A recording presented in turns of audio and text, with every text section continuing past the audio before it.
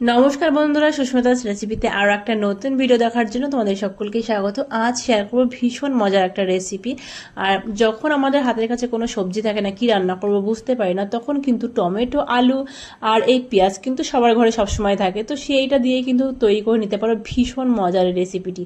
তো চলো দেখিনি কি করে করব। আর আমি নিয়েছি দেখো 3টে টমেটো, বড় বড় সাইজের। তবে আমি বলবো এই টমেটোর পরিমাণটা তোমরা কিন্তু তোমাদের একদম পছন্দ মতো নিতে পারো। তো আমি 3টে টমেটো নিয়েছি আর 2টো পেঁয়াজ নিয়েছি। দেখতেই পাচ্ছ একটা পেঁয়াজ অনেকটাই বড়, একটা ছোট। তো টমেটো 3টেকে আমি এইরকমভাবে একটা টমেটো থেকে 4 টুকরো করে নেব। যে 4 টুকরো করে নেওয়ার পরে পেঁয়াজও কেটে নেব। দেখতেই পাচ্ছ পেঁয়াজটাকে কিন্তু খুব পাতলা করব না, একটু মোটা মোটা করে কাটতে হবে। এইভাবে করে দেখো পেঁয়াজগুলোকে কেটে নেবে, তাহলে কিন্তু বেশ ভালো হবে। আর বেশি পাতলা করলে কিন্তু দেখবে একদম গলে যাবে, আর বেশি মোটাও করা যাবে না। তো এইভাবে বাদ বাকি সব পেঁয়াজগুলো দুটোই আমি কেটে নিচ্ছি। আর এই সবজিটা দিয়ে খেতে ভীষণই ভালো লাগে, আর এটা যে কিছু দিয়ে কিন্তু খেতে দুর্দান্ত লাগে। তো আমি এরকমভাবে টমেটো পেঁয়াজ কেটে নিলাম, আর এখানে 4-5টা দিয়ে দিলাম কাঁচা লঙ্কা। তবে এই লঙ্কার পরিমাণটা আমি বলবো তোমরা তোমাদের পছন্দ অনুযায়ী দেবে, যে যেরকম ঝাল পছন্দ করো সেই রকম দেবে। তবে এই রেসিপিতে একটু ঝাল হলে খেতে বেশ লাগে। আর এবার একটা ফ্রাই প্যান বসিয়ে দিয়েছি, সেখানে দিয়ে দিলাম পরিমাণ মতো সর্ষের তেল। তেলের পরিমাণটা কিন্তু খুব বেশি নয়, তেলটাকে চারদিকে একটু ছড়িয়ে দিতে হবে, আর গ্যাসের ফ্লেমটা একটু লোতে রাখতে হবে। এবার টমেটো, পেঁয়াজ আর লঙ্কাটাকে খুব সুন্দরভাবে আমি সাজিয়ে দিলাম। আর এটা এভাবেই 2 থেকে 3 মিনিট মতো একটু রান্না করে নেবো। আর এইদিকে একটা ডো তৈরি করব, তার জন্য এখানে একটা বাটি নিয়েছি, আর এর মধ্যেই নিয়ে নিচ্ছি 2 বাটি মতো আটা।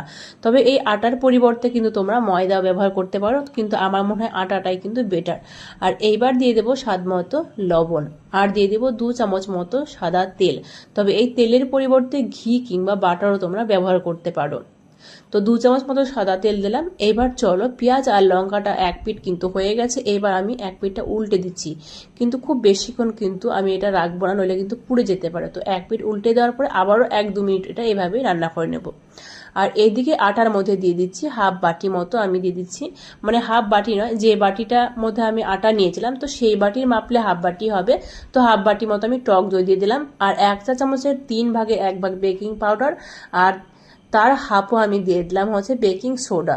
তো দেখতেই পেলে পরিমাণে কিন্তু একদম কম দিয়ে বেশ ভালোভাবে ময়াম করে নিয়ে এবার অল্প অল্প করে জল দিয়ে সুন্দর একটা ডো তৈরি করব। তবে কিন্তু এই ডোটা আমি বলবো একদম কিন্তু নরম করে করতে হবে। এইবার এর মধ্যে 1 চামচ মতো তেল দিয়ে ডোটার উপরে একটু তেল মাখিয়ে রেখে দেবো, তাহলে কিন্তু খুব সফট থাকবে ডোটা। তো এটা এইভাবে কিছুক্ষণ রেস্টে রেখে দেবো। আর যে পেঁয়াজ আর টমেটো দেওয়া একদম পুরোপুরিভাবে ভাজা হয়ে গেছে। আর যেটা আমি দিতে একদম পুরোপুরি ভুলে গেছি সেটা হচ্ছে রসুন। আর এই রসুনের পরিমাণটা কিন্তু একটু বেশি দিতে হবে। তো রসুনটা আমি এখন দিয়ে দিলাম, যেহেতু একদম ভুলে গেছি পুরোপুরিভাবে। তো রসুনটা দেওয়ার পরে আমি লো ফ্লেমে আরও 2 থেকে 3 মিনিট মতো এভাবে একটু রান্না করে নেবো। এইবার দেখো পুরোপুরি রান্না একদম কমপ্লিট হয়ে গেছে। তো গ্যাসের ফ্লেমটা বন্ধ করে দিলাম, আর ওইটাকে আমি একটু ঠান্ডা করে নেব। আর এদিকে নিয়েছি আমি 4টে আলু। তো আলুগুলো একদম ছোট ছোট আলু নিয়েছি, আর এই আলুগুলো কিন্তু আমার সেদ্ধ করা। তো আলুটাকে একটা হ্যান্ড গ্রেটারের সাহায্যে একটু গ্রেট করে নিচ্ছি। তবে এটা তোমরা ম্যাশ করেও নিতে পারো, হাত দিয়ে একটু মেখেও নিতে পারো। তবে আমি একটু গ্রেটার দিয়ে গ্রেট করে নিচ্ছি, সেটা একটু ভালো হয়। এবার দিয়ে দিলাম পরিমাণ মতো পেঁয়াজ কুচি, আর দিচ্ছি 2টো কাঁচা লঙ্কা কুচো করে রেখেছিলাম সেটা দিয়ে দিলাম, আর কিছু ধনেপাতা কুচো দিয়ে দিলাম। এবার দিয়ে দিচ্ছি স্বাদ মতো নুন। নুনটা কিন্তু এই আলুর মধ্যে খুব সাবধানে দিতে হবে। আর হাফ চামচেরও কম দিয়ে দিলাম গরম মশলা গুঁড়ো, আর একটু হলুদ গুঁড়ো দিয়ে দিলাম, আর একটু ধনে গুঁড়ো দিলাম, সেটাও কিন্তু পরিমাণে একদম কম। এবার বেশ ভালোভাবে একটু মেখে নিতে হবে। আলুটাকে বেশ ভালোভাবে মেখে এটাকে আমি এবার সাইডে করে রাখবো। আর চলো এবার একটা মিক্সার জার নিয়েছি, এর মধ্যে দেখো যে পেঁয়াজ, টমেটো, কাঁচা লঙ্কা, রসুন যে ভেজে রেখেছিলাম সেটা কিন্তু পুরোপুরিভাবে ঠান্ডা হয়ে গেছে। এবার এটা মিক্সার জারের মধ্যে দিয়ে একটু পেস্ট করে নিতে হবে। তবে তোমরা চাইলে কিন্তু এটা শিলনোড়াতেও বেটে নিতে পারো। এইবার এর মধ্যে দিয়ে দিচ্ছি স্বাদ মতো নুন। আর নুনের পরিমাণটা কিন্তু আমি বলবো খুব সাবধানে দেবে।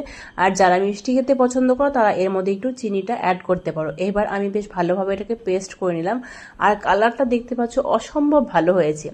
এবার আমি একটা বাটির মধ্যে এটাকে ঢেলে নিচ্ছি, তাহলে এর থিকনেসটা দেখতে পাবে। দেখো কতটা ঘন হয়েছে, এতটা ঘন কিন্তু থাকবে না। এবার জারের মধ্যে তো অনেকটা লেগে রয়েছে, এর মধ্যে হাফ কাপ মতো জল দিয়ে দিলাম। জল দিয়ে এবার সেই পেস্টের মধ্যে আমি দিয়ে এটাকে বেশ ভালোভাবে মিক্স করে নেব। এবার দেখতেই পাবে একদম কিন্তু পারফেক্ট হয়ে যাবে। তো দেখতেই পাচ্ছ এবার কিন্তু একদম পুরোপুরিভাবে পারফেক্ট। আর এটা যে কোনো কিছুর সাথে খেতে কিন্তু ভীষণই ভালো লাগে, বিশেষ করে পরোটা বলো, এটা রুটির সাথেও খেতে ভীষণ ভালো লাগে, আর ভাতের সাথেও কিন্তু এটা দারুণ লাগে। আর রুটি, নান, কুলচা সব কিছুর সাথে কিন্তু এটা অসম্ভব ভালো লাগে। তবে আমি এটা আজ পরিবেশন করব আলুর কুলচার সাথে। তো চলো এবার আলুর কুলচাটা রেডি করে নেব। আর এদিকে যে আমি আটাটা মেখে রেখেছিলাম, এটা আরও 1 মিনিট মতো একটু মেখে নিলাম। এবার এখান থেকে বড় বড় করে একটু লেচি করে নিতে হবে।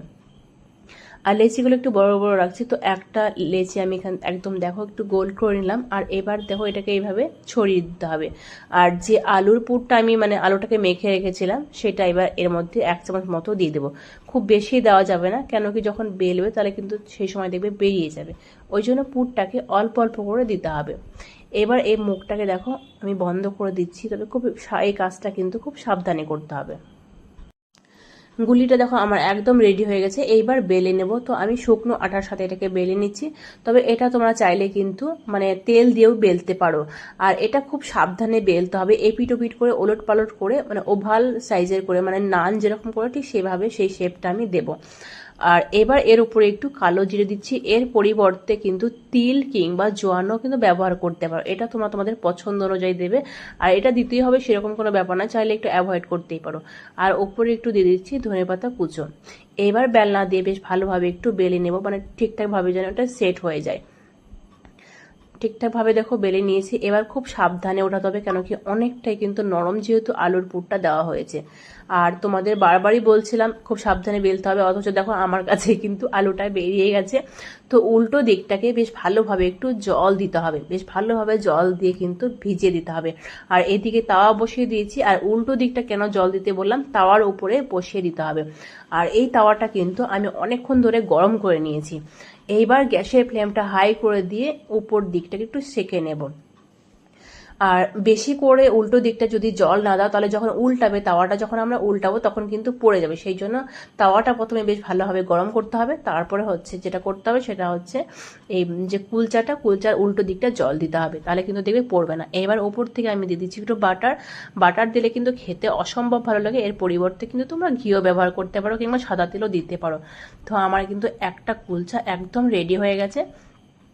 আর একই রকমভাবে আমি আর একটা কুলচাও কিন্তু রেডি করে নিচ্ছি। তো দুটো কুলচা আমার রেডি হয়ে গেল।